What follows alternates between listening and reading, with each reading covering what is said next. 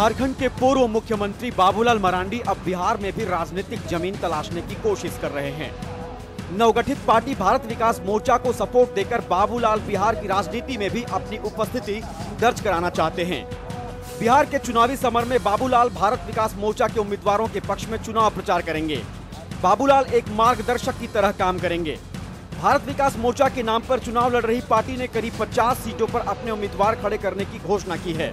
50 सीटों पर उम्मीदवारी की घोषणा के बाद भारत विकास मोर्चा की ओर से बाबूलाल मरांडी ने 21 सीटों के लिए उम्मीदवारों की पहली सूची भी जारी की। पहली सूची जारी कर रहे हैं आज, और वह 21 उम्मीदवारों की सूची होगी। पटना में भारत विकास मोर्चा के उम्मीदवारों की घोषणा के बाद बाबूलाल मरांडी ने मुख्यमंत्री नीतीश कुमार को भी कसौटी पर कसने की कोशिश की। झारखंड में विकास पुरुष की छवि वाले इस पूर्व सीएम ने जानना चाहा कि नीतीश कुमार के कार्यकाल में कितने उद्योग बिहार में लगे। इस प्रदेश में विकास का कोई उस प्रकार की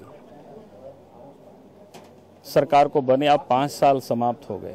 अगर 5 साल में नीतीश की सरकार से अगर आप पूछें कि भाई कोई एक उद्योग लगा हो जहां लोगों को रोजगार मिला होगा, तो मैं समझता हूं कि उसका उत्तर ना में ही होगी।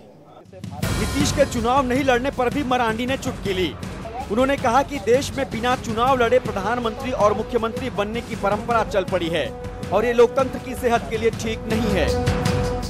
लोकतंत्र का पहली तकाजा है, जो भी देश के प्रधानमंत्री हो या राज्य के मुख्यमंत्री हो, कम से कम इन्हें तो जनता के बीच जाना चाहिए और चुनाव लड़नी चाहिए।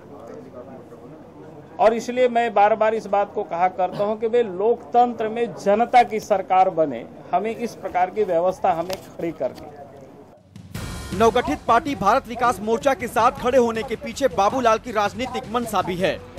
मोर्चा के प्रेस कॉन्फ्रेंस में नीतीश के खिलाफ बयानबाजी कर जेवीएम सुप्रीमो ने यह स्पष्ट कर दिया कि चुनावी मैदान में भारत विकास मोर्चा बाबूलाल के लिए कंधे की तरह काम करेगा, जिस पर वो अपनी राजनीतिक बंदूक रखकर बिहार के चुनावी जंग में सियासी निशाना साधेंगे। मौर्य के लिए पटना से सुदामा रॉय की रिपोर्ट।